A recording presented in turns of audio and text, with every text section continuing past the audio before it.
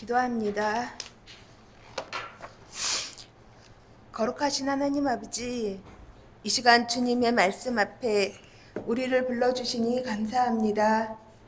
우리의 마음을 열어주시고 말씀을 듣는 귀와 깨닫는 마음을 허락하여 주옵소서. 주님, 이 시간 선포되는 말씀이 오직 하나님의 뜻을 드러내는 말씀이 되게 하옵소서. 설교하는 이의 연약함을 주님께서 덮어주시고 듣는 우리 모두의 마음을 성령께서 친히 다스려 주옵소서. 우리를 구원하신 예수 그리스도의 이름으로 기도합니다. 아멘. 오늘은 주연일 후 5째 주일입니다.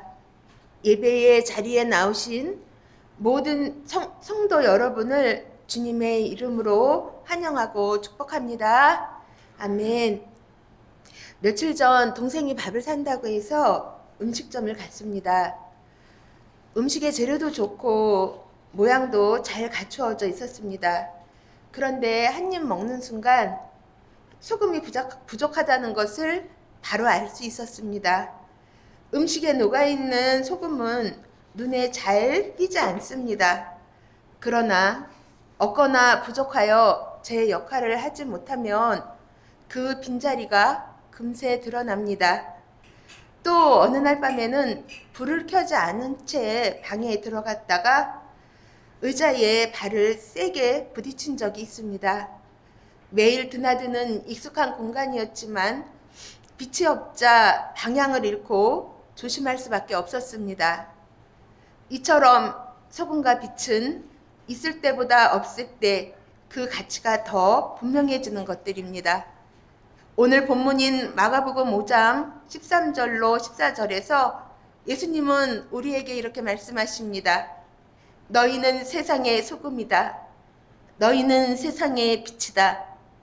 이 말씀은 마태복음 5장 1절부터 12절 곧 팔복의 말씀 위에 주어진 말씀으로 그리스도인의 정체성의 선언인 것입니다. 지금 예수님의 말씀을 듣고 있는 사람들은 세상 기준으로 보면 강한 사람들이 아닙니다. 모두 심령이 가난하고 애통하고 의에 줄이고 박해받는 사람들, 또 스스로의 힘으로 세상을 바꿀 수 없는 그런 사람들이었습니다.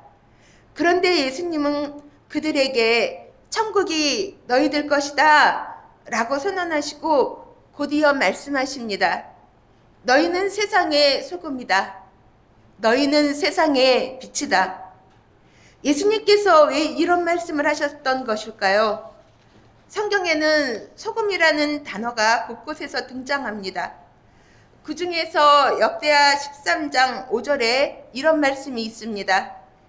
이스라엘 하나님 여호와께서 소금 언약으로 이스라엘 나라를 영원히 다윗과 그 자손에게 주실 것을 너희가 알 것이 아니냐. 아멘.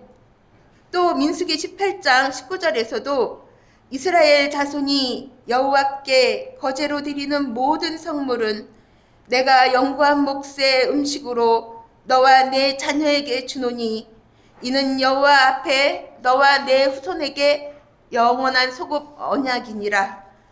아멘. 이 말씀처럼 소금은 부패를 방지하는 성질 때문에 우리를 향한 하나님의 변하지 않는 언약, 즉 하나님의 약속으로 표현할 때 사용합니다. 그렇다면 변하지 않는 하나님의 약속이 무엇입니까? 죽을 수밖에 없던 우리들을 살리시겠다는 약속이고 우리의 죄를 대신 담당하게 하기 위해 아들 예수를 보내시겠다는 약속이었으며 그리고 그 약속은 십자가에 달리시고 피 흘리신 예수님의 순종과 희생의 사건을 통해 실제로 성취되었던 것입니다. 즉 소금 언약이란 하나님께서 먼저 인간을 사랑하시고 구원하시겠다는 약속이며 우리의 자격이나 노력이 아닌 하나님께서 전적으로 이루신 은혜의 약속이라는 것입니다.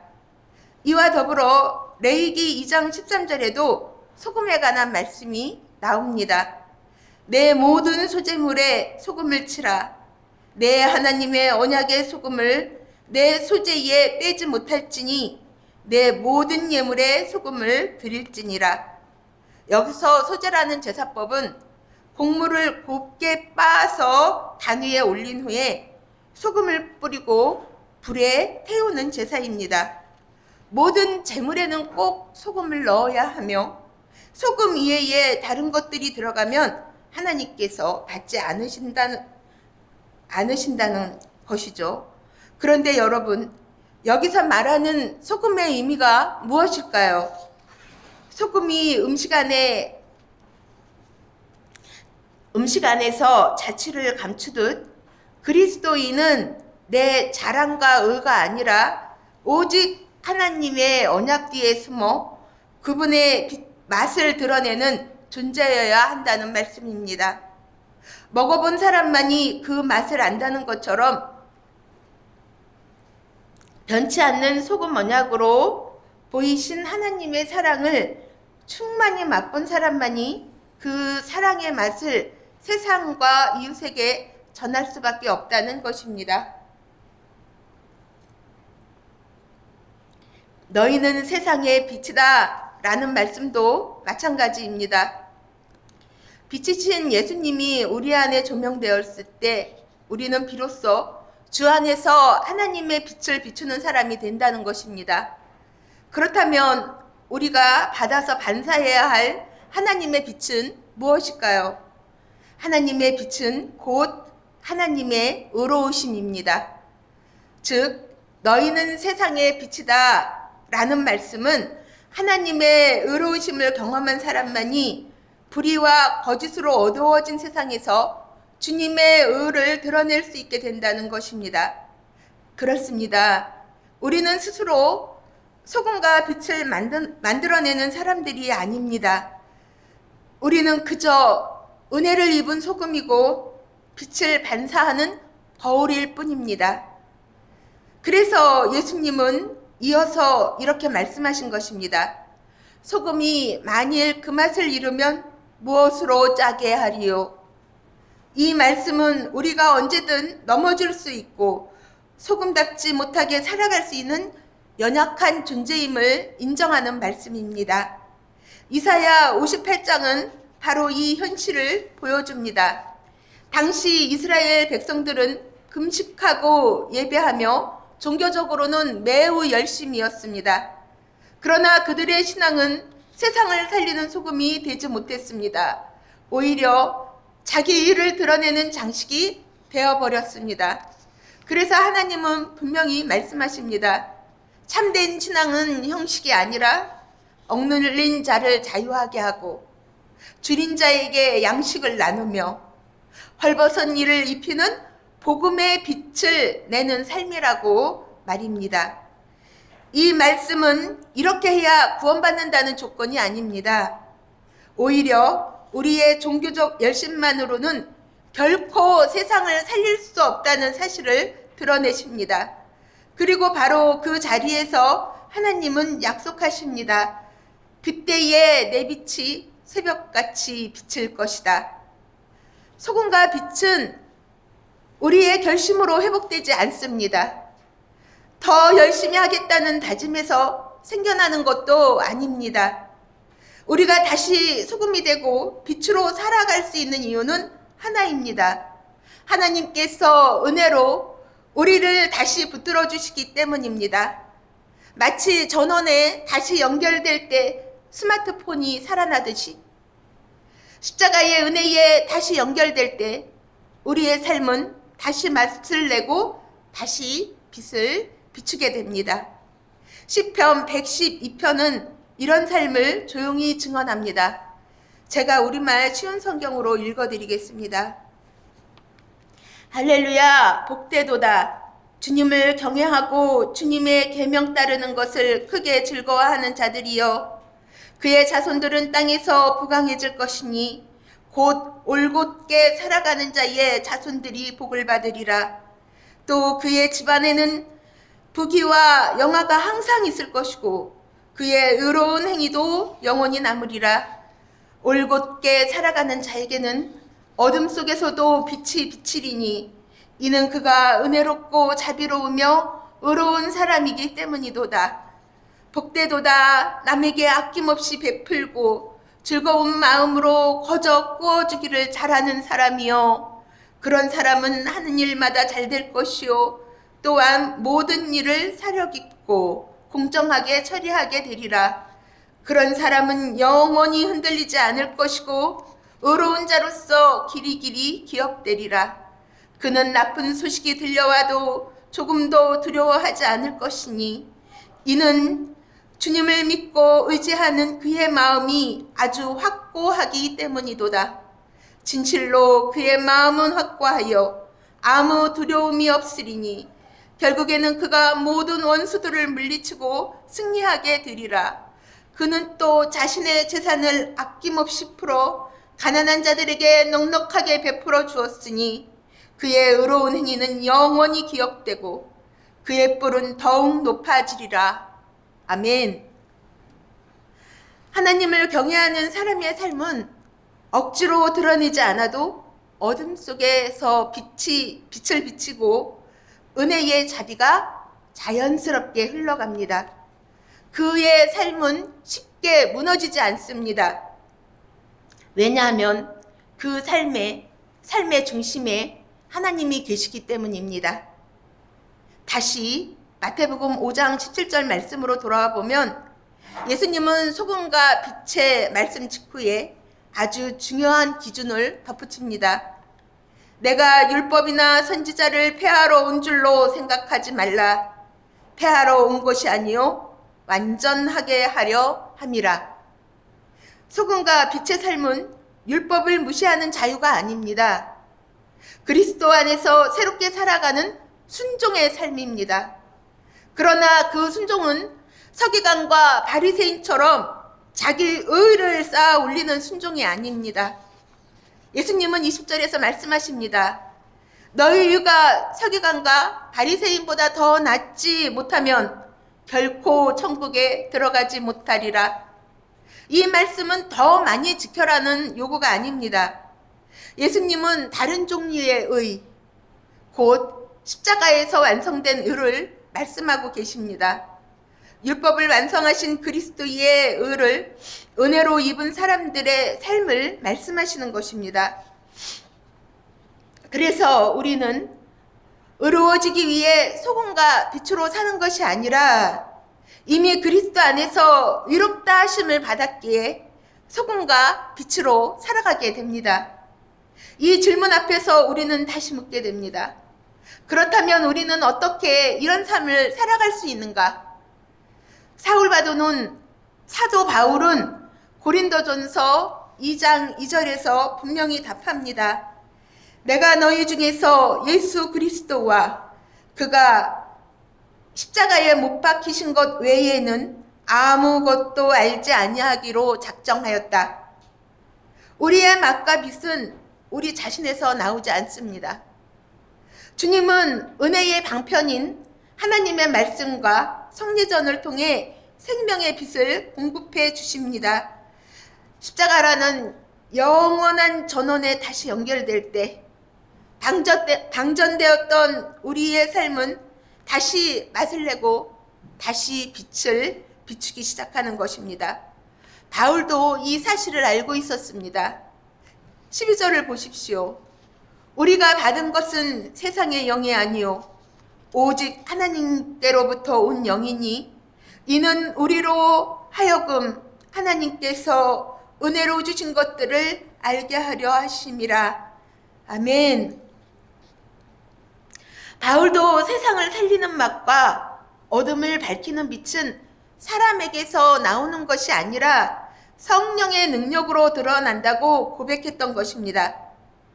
우리 루터 교회는 루터 교회의 신앙 핵심이 담긴 인장이 하나 있습니다. 바로 이 장미 인장입니다. 보이시나요? 이 장미 인장입니다. 인장의 중심에는 이렇게 검은 십자가가 있습니다. 이것은 우리의 죄를 대신해 죽으신 그리스도를 의미하며 우리 안에 옛 자아가 죽어야 함을 뜻합니다. 그런데 그 십자가는 붉은 요 심장 안에 담겨 있습니다.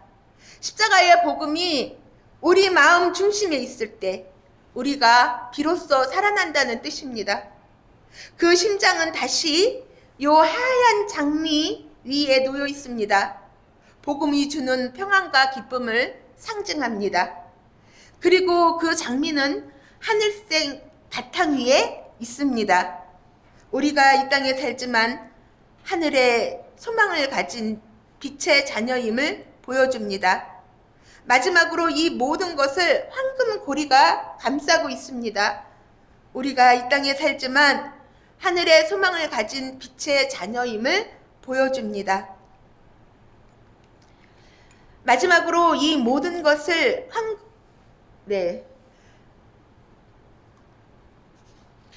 사랑하는 성도 여러분, 루터의 인장처럼 우리 인생의 중심에 십자가가 박힐 때 우리는 비로소 장미처럼 향기를 내는 소금이 되고 하늘색 소망을 전하는 빛이 됩니다.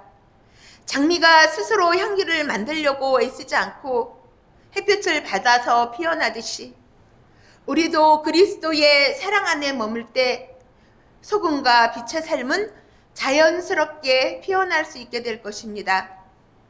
이제 말씀을 정리합니다. 사랑하는 여러분, 너희는 세상의 소금이다. 너희는 세상의 빛이다. 이 말씀은 무거운 명령이 아니라 하나님께서 우리에게 주신 선물입니다. 우리는 완전한 사람이 아닙니다. 때로는 소금의 맛을 잃은 것 같아 괴롭고 어둠 속에 숨고 싶을 때도 있습니다. 그러나 하나님은 오늘도 이렇게 우리에게 말씀하십니다. 너희는 세상의 소금이다. 너희는 세상의 빛이다. 이번 한 주간 더 잘하려고 애쓰기보다 더 깊이 주님의 은혜 안에 머무시기를 바랍니다. 십자가를 바라보고 성령을 의지하며 말씀과 성례전을 통해 은혜를 공급받고 그 안에 담긴 주님의 변치 않는 약속을 붙드시기를 바랍니다. 바로 그때 그리스도의 복음의 맛과 사랑의 빛이 먼저 우리를 변화시키고 우리를 통해 세상과 이웃을 향해 흐르게 될 것입니다. 그 은혜 안에서 오늘도 그리고 이번 한 주도 하나님의 소망이요 빛으로 살아가는 저와 여러분이 되시기를 주님의 이름으로 축복합니다. 아멘. 기도하겠습니다. 은혜로우신 하나님 아버지, 우리를 향해 너희는 세상의 소금이다. 너희는 세상의 빛이다 말씀하시는 주님의 선언 앞에서 우리의 연약함을 고백합니다. 때로는 소금의 맛을 잃은 것처럼 살아왔고 때로는 빛을 가린 채 어둠에 익숙해져 있었음을 고백합니다.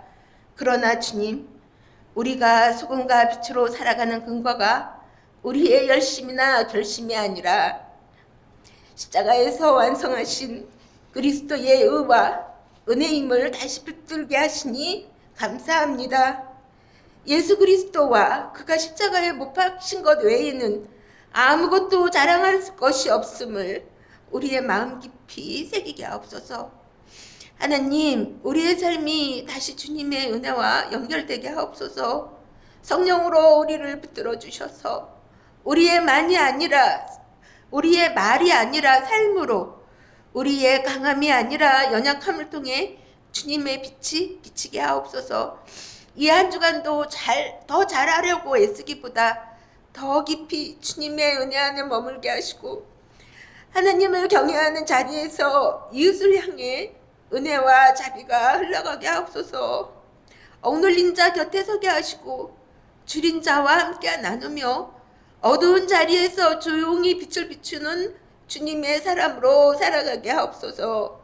그리스도께서 비추는 빛으로 이 세상이 조금 더 맑아지게 하시고 우리의 삶을 통해 주님의 이름만 높이 받으시기를 원합니다. 이 모든 말씀을 우리의 소금이요 빛이 되시는 예수 그리스도의 이름으로 기도합니다. 아멘.